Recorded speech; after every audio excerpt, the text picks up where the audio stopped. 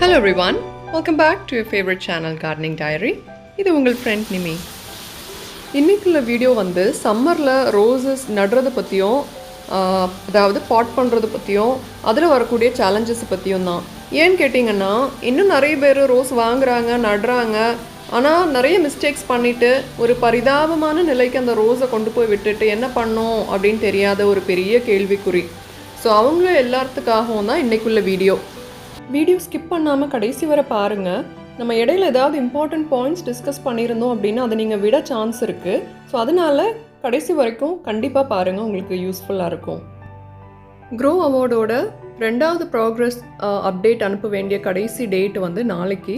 ஏற்கனவே இது சொல்லியிருந்தோம். ஸோ ஒரு கடைசி ரிமைண்டர் எல்லாருக்கும் வாட்ஸ்அப்பில் அனுப்புவோம். ஸோ ஸ்க்ரீனில் இருக்கிற இமெயில் அட்ரஸ்க்கு உங்களோட ப்ராக்ரஸ் அப்டேட்ஸை நீங்கள் சென்ட் பண்ணலாம்.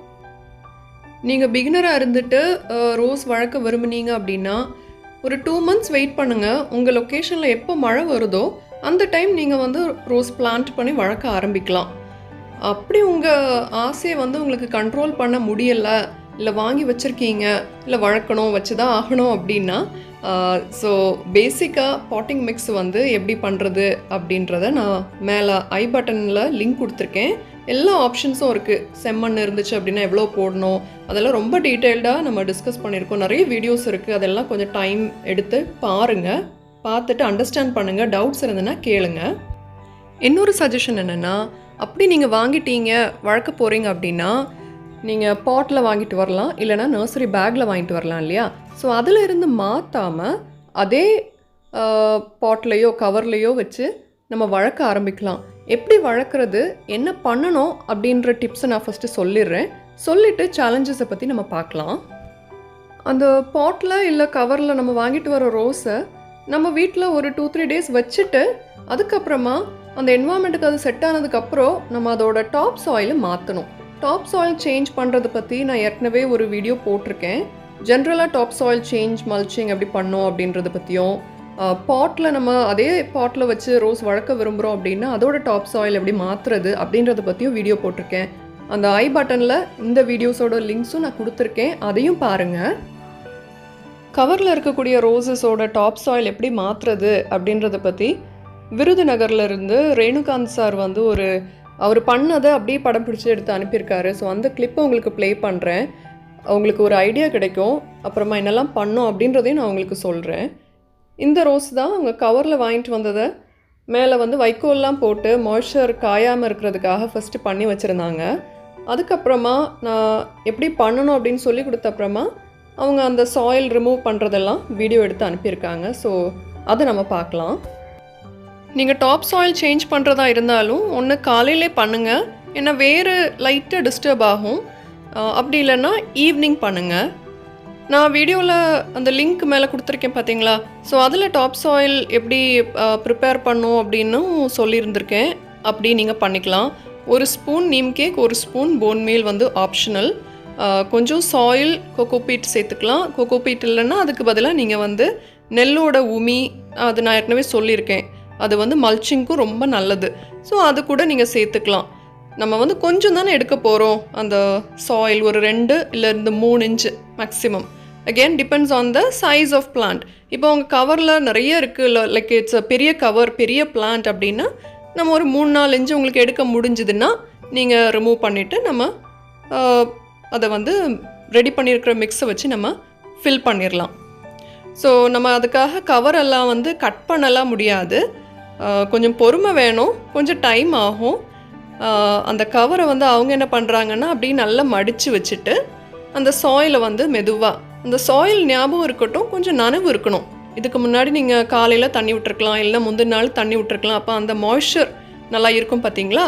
அதுக்கப்புறமா பொறுமையாக அந்த சுற்றி இருக்கிற கரெக்டாக மொத்தமாக நம்ம எடுக்காமல் எட்ஜஸில் இருந்து தான் நம்ம சாயிலை ரிமூவ் பண்ணுவோம். ஒருவேளை உங்களுக்கு கொஞ்சம் கொஞ்சம் வேறு வந்து தென்படலாம், தெரியலாம். So that is okay. ஆனால் ரொம்ப வேறு உடையாத அளவுக்கு நம்ம அந்த சாயிலை ரிமூவ் பண்ணிவிட்டு நம்ம ஃபில் பண்ணிடலாம்.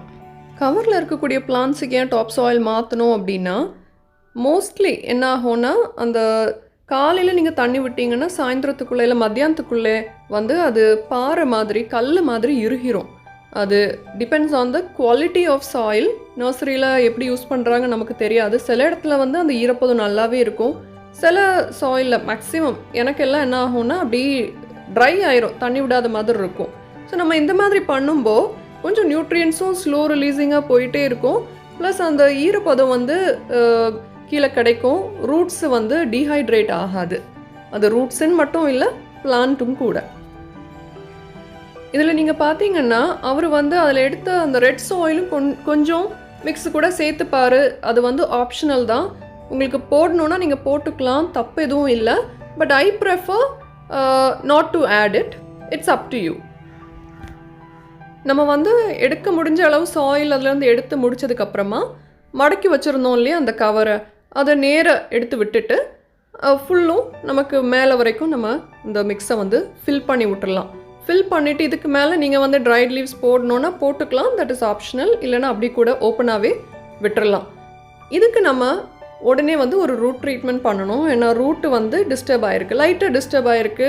நீம் கேக் ஆட் பண்ணாலும் ஃபங்கஸ் வர ப்ராப்ளம் இருக்குது. ஸோ அதனால் நம்ம வந்து ஃபஞ்சிசைடும் ஹியூமிக் ஆசிடும் சேர்த்து தண்ணியில் கலந்து இந்த பிளான்ட்டுக்கு தண்ணி விடணும் இல்லையா. ஸோ பிளெயின் வாட்டருக்கு பதிலாக ஒரு பிஞ்ச் ஃபஞ்சிசைட், ஒரு பிஞ்ச் ஹியூமிக் ஆசிட், ஒரு இந்த சைஸ் பிளான்ட்டுக்கு ஒரு 250லேருந்து ஒரு 300-350 ml மேக்ஸிமம் தண்ணி வேண்டி வரும். அதில் நம்ம நல்லா கலந்து அந்த தண்ணியை ட்ரென்ச்சாக நம்ம கொடுத்துருவோம் ஃபஸ்ட்டு. ஸோ நம்ம ரோசஸ் இப்படி வச்சுட்டே டாப் சாயில் மாற்றும்போது நிறைய லீவ்ஸு எதுவுமே நம்ம லூஸ் பண்ண மாட்டோம். ஸோ ஃபாலியேஜ் எல்லாம் அப்படியே தான் இருக்கும். க்ரோத்தும் குயிக்காக ஸ்டார்ட் ஆயிரும். ஃபஸ்ட்டு ரூட் ட்ரீட்மெண்ட் பண்ணதுக்கப்புறமா பேசிக்காக நம்ம ரோசஸ்க்கு எப்படி தண்ணி விடுவோமோ அதே பிரின்சிபல் தான் இங்கேயும் ஃபாலோ பண்ணுவோம். எப்போ ட்ரையாக இருக்கோ அப்போ மட்டும் தண்ணி விட்டால் போதும். இதை உங்களுக்கு வேணும்னா ஒரு 2 to 3 days ஷேடில் வச்சுட்டு அப்புறமா மார்னிங் சன்லைட்டுக்கு நீங்கள் எக்ஸ்போஸ் பண்ணிக்கலாம். அதுக்கப்புறமா வீக்லி ஒன்ஸ் ஹியூமிக் ட்ரென்ச்சு கண்டிப்பாக கொடுக்கணும். கொடுத்துட்டு weekly once magnesium sulphate and micro nutrient ஒரு வீக்கு ட்ரென்ச்சாக கொடுத்தோன்னா அடுத்த வீக் நம்ம ஃபாலியர் ஸ்ப்ரேயாக கொடுக்கலாம். ஆனால் கண்டிப்பாக கொடுக்கணும். இந்த ரோசஸ்க்கு வந்து 1 வீக்கில் இது வந்து ஸ்டெபிளைஸ் ஆயிரும். ஏதாவது ப்ராப்ளம் வருதா, மேக்ஸிமம் பிரச்சனை எதுவுமே இருக்காது. The plant will be healthy, growth start ஆயிரும். நம்ம வந்து பெஸ்டிசைட், ஃபஞ்சிசைட், ஃபாலியர் ஸ்ப்ரே ருட்டீனும் ஸ்டார்ட் பண்ணிக்கலாம். உங்களுக்கு எப்போ அந்த பிளான்ட் ஸ்டெடியாக இருக்குது அப்படின்ற ஒரு கான்ஃபிடென்ஸ் வருதோ நீங்கள் பெஸ்டிசைட் ஸ்டார்ட் பண்ணிக்கலாம். ஆனால் ஹியூமிக், அதுக்கப்புறம் மைக்ரோ நியூட்ரியன்ட், எப்சம் சால்ட், அதாவது மெக்னீஷியம் சல்ஃபேட், இந்த ஃபீடெல்லாம் நம்ம weekly once we can keep it on. இது கூட NPK 1261-0 இருக்கு இல்லையா. ஸோ அது வந்து நம்ம ட்ரென்ச்சாக கொடுக்கலாம், இல்லை ஃபாலியர் ஸ்ப்ரேயாக கொடுக்கலாம். Trench is more effective root development. So நம்ம இந்த ஒரு மழைக்காலம் வரைக்கும் இந்த பிளான்ட்டோட க்ரோத்தை தான் நம்ம ரொம்ப ஃபோக்கஸ் பண்ணுவோம். அதனால நீங்கள் ஃப்ளவர்ஸ் எடுக்கணும்னு தேவையில்லை. But it's up to you. அப்படின்னா அந்த பிளான்ட்டோட எனர்ஜி ரொம்ப வேஸ்ட் ஆகாது. அந்த எனர்ஜி எல்லாம் க்ரோத்தில் வந்து டைவர்ட் ஆகும். அப்போது வீக்லி இந்த ஸ்கெடியூல் ஃபாலோ பண்ணிவிட்டு ஒரு 10 நாளைக்கு ஒரு முறையோ 15 டேஸ்க்கு ஒரு முறையோ நீங்கள் வந்து அமினோ ஃபுல்வத்தோ இல்லை ஃபிஷ் எமல்ஷனோ இல்லை அமினோமார், அதாவது சீவீட் பேஸ்ட், இதெல்லாம் வந்து ஸ்ட்ரெஸ்ஸில் இருந்து ப்ரொடெக்ட் பண்ணும். ஸோ இதை நீங்கள் ட்ரென்ச்சாக கொடுக்கலாம், இல்லை ஃபாலியர் ஸ்ப்ரேயாக கொடுக்கலாம். Trench is more effective. So அதுவும் உங்கள் ஸ்கெடியூலில் இன்க்ளூட் பண்ணிக்கலாம். அடிஷ்னலி நீங்கள் வந்து ஸ்லோ ரிலீஸிங்காக டிஏபியோ இல்லை அந்த கிரானியூல்ஸ் இருக்கு இல்லையா, ஸோ அதுவோ நீங்கள் போட்டு விடலாம். சம்மர் ஸ்கெடியூல் படி நீங்கள் ஃபாலோ பண்ணலாம், தப்பே இல்லை. So you will be good. இனி வந்து நம்ம சேலஞ்ச் பற்றி பார்க்கலாம். ரோசஸ் நடும்போதுனாலும் சரி, அதை வளர்க்குறதுனாலும் சரி, நீங்கள் நான் சொல்கிறத மட்டும் ஃபாலோ பண்ணுங்கள், இல்லை ஏதாவது ஒரு மெத்தட் மட்டும் ஃபாலோ பண்ணுங்கள். எல்லாத்தையும் பண்ணிட்டேன், நான் அது பண்ணினேன், இது பண்ணேன், இதெல்லாம் சேர்த்து பண்ணேன், என் செடி இப்படி ஆயிடுச்சே, இது காப்பாற்ற முடியுமா, என்ன பண்ணுறது அப்படின்ற ஒரு கேள்விக்குறியோட நிறைய பேர் வராங்க. கொஞ்சம் காமன் சென்ஸும் வேணும். So follow one method. சில எக்ஸாம்பிள்ஸு, சில ஃபோட்டோஸ் உங்களுக்கு காமிச்சு இதில் உள்ள ப்ராப்ளம்ஸ் என்னவா இருக்க முடியும், இது சரி பண்ண முடியுமா, நம்மளால் என்ன பண்ண முடியும் அப்படின்றத பற்றியும் நான் உங்களுக்கு சொல்கிறேன். நான் இந்த சீரீஸில் காமிக்க போகிற ஃபோட்டோஸ் எல்லாம் நீங்கள் பார்த்தீங்கன்னா ஃபஸ்ட்டு ப்ராப்ளம் நிறைய பேர் உடனே ஐடென்டிஃபை பண்ணிடுவீங்க. பார்த்தீங்கன்னா பாட் சைஸ், நம்ம நடுற அந்த மீடியம், அதில் வந்து சின்ன பிளான்ட்டாக இருந்துன்னா 6 இன்ச் பாட்டில் நடுங்க. அதாவது கொஞ்சம் பெரிய சைஸ்ன்னா ஒரு 8 இன்ச் 9 இன்ச் பாட்டில் நடுங்க. இல்லைன்னா ரொம்ப பெரிய பிளான்ட் நீங்கள் ஒரு 2-3 ஃபீட் ஹைட் உள்ள பிளான்ட் ஒன்று வாங்கிட்டு வந்திருக்கீங்க, ரொம்ப நிறைய ஸ்டெம்ஸ் இருக்குது அப்படின்னா நீங்கள் ஒரு 10 இன்ச் பாட்டில் நீங்கள் வைக்கலாம். அது இல்லாமல் இந்த மாதிரி ரோசஸ் எல்லாம் ஃபஸ்ட்டே வந்து நீங்கள் பெயிண்ட் பக்கெட்லேயோ அந்த வாட்டர் கேன் கட் பண்ணி வைப்பாங்க இல்லையா, அந்த மாதிரி இதிலலாம் நடாதீங்க. That is very bad. ஏன்னா இந்த பிளான்ட்டுக்கெல்லாம் ரூட்ஸ் ஜாஸ்தி இருக்காது. அப்போது அதுக்கு தேவைக்கு அதிகமான ஈரம் அந்த இடத்துல இருக்கும்போது ரூட் ப்ராப்ளம் வரும். அதுதான் அதோட அந்த science behind that, root rot பிரச்சனையே அங்கே தான் ஆரம்பிக்குது. ஸோ உங்களுக்கு நிறைய பேருக்கு இந்த மாதிரி ஒரு சுச்சுவேஷன் நீங்கள் இருக்கீங்க அப்படின்னா நம்ம இப்போதைக்கு அதை மாற்ற முடியாது. ரீபாட் பண்ணுறது ஐ வுடன் அட்வைஸ் இட். அதை நம்ம ட்ரீட் பண்ணலாம். முதலாவது பாட் சைஸ், ரெண்டாவது வந்து பாட்டிங் மிக்ஸ். இப்போ இது பார்த்தீங்கன்னா இதில் உங்களுக்கு நிறைய கோகோபீட் இருக்கிற மாதிரி ஒரு ஃபீலிங். இது கோகோபீட் மீடியாவில் வச்ச ரோஸ் கிடையாது, இவங்க மண்புழு உரம் போட்டிருக்காங்க. ஸோ நான் மறுபடியும் சொல்கிறேன், நிறைய பேர் பண்ணுற ஒரு மிஸ்டேக் என்னென்னா மண்புழு உரம் ப்ளஸ் கோகோபீட் போடுறீங்க இல்லையா. ஸோ உங்களுக்கு அந்த உரம் வந்து கோகோபீட் டெக்ஸ்டரில் இருக்குது அப்படின்னா நீங்கள் கோகோபீட்டை தவிர்க்கலாம். ஸோ நீங்கள் கோகோபீட்டும் அதே டெக்ஸ்டரில் இருக்கக்கூடிய உரமும் சேர்த்து போட்டிங்கன்னா உங்களுக்கு வந்து அந்த கோகோபீட் அப்படின்றது வந்து ரேஷியோ ஜாஸ்தி ஆயிரும். ஸோ நீங்கள் ஒரு 50-50 போடலாம். நீங்கள் காம்போஸ்டும் சாயிலும் யூஸ் பண்ணுறீங்கன்னா இதே டெக்ஸ்டரில் இருக்குது அப்படின்னா நீங்கள் ஒரு 50-50 யூஸ் பண்ணலாம். அப்படி யூஸ் பண்ணும்போது உங்களுக்கு வந்து மாய்ஸ்சர் நிறைய சாயிலில் பிடிச்சி வைக்காது, ஈரம் நிறைய இருக்காது, சீக்கிரமாக ட்ரை ஆயிரும். ஸோ இதையும் நீங்கள் கவனத்தில் வச்சுக்கோங்க. இண்டிவிஜுவலாக நிறைய பேர் டவுட்ஸ் கேட்கும்போது இதை நான் நிறைய பேருக்கு கிளாரிஃபை பண்ணியிருக்கேன். அடுத்ததாக எல்லாம் பண்ணி முடிச்சதுக்கப்புறமா ரோசஸ் வந்து எனக்கு வெறும் குச்சி மட்டும்தான் இருக்குது அப்படின்றவங்களும் உண்டு. அது வந்து பெரிய பாட் சைஸ்ன்னு மட்டும் இல்லை, நார்மல் பாட் கரெக்ட் பாட் சைஸில் இருக்கிறவங்களுக்கும் அந்த ப்ராப்ளம் இருக்குது. ஸ்டெம் மட்டும் இருக்குது, லீவ்ஸ் எல்லாம் போயிடுச்சு. அதில் சிலருக்கு டைபேக் மாதிரி கூட இருக்கலாம் சிச்சுவேஷன். ஸோ இப்படி இருந்தால் என்ன பண்ணுறது, காப்பாற்ற முடியுமா அப்படின்ற கேள்வி.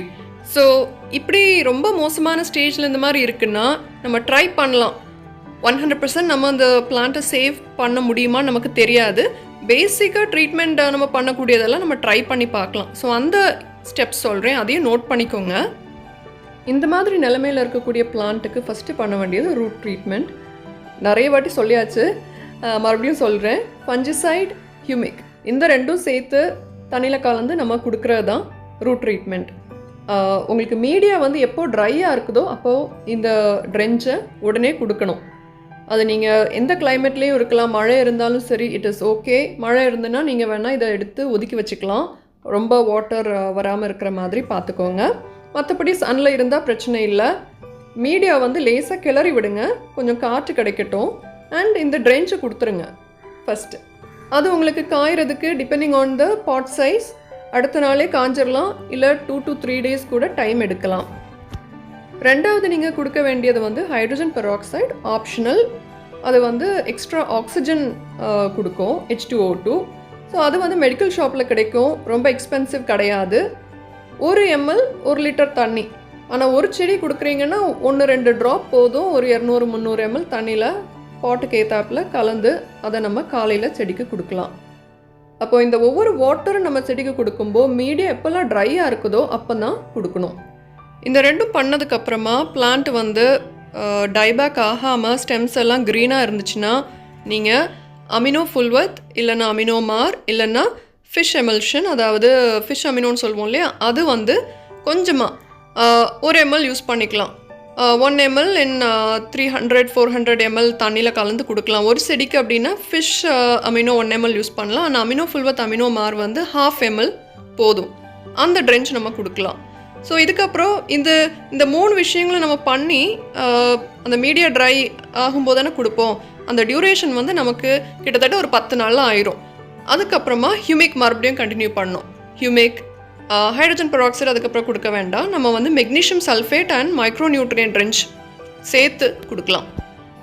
நம்ம இவ்வளோ பண்ணும்போதே பிளான்ட் வந்து ரூட்டெல்லாம் சரியாகி வளருது அப்படின்னா புது க்ரோத் வந்து நமக்கு வர ஆரம்பிச்சிரும்.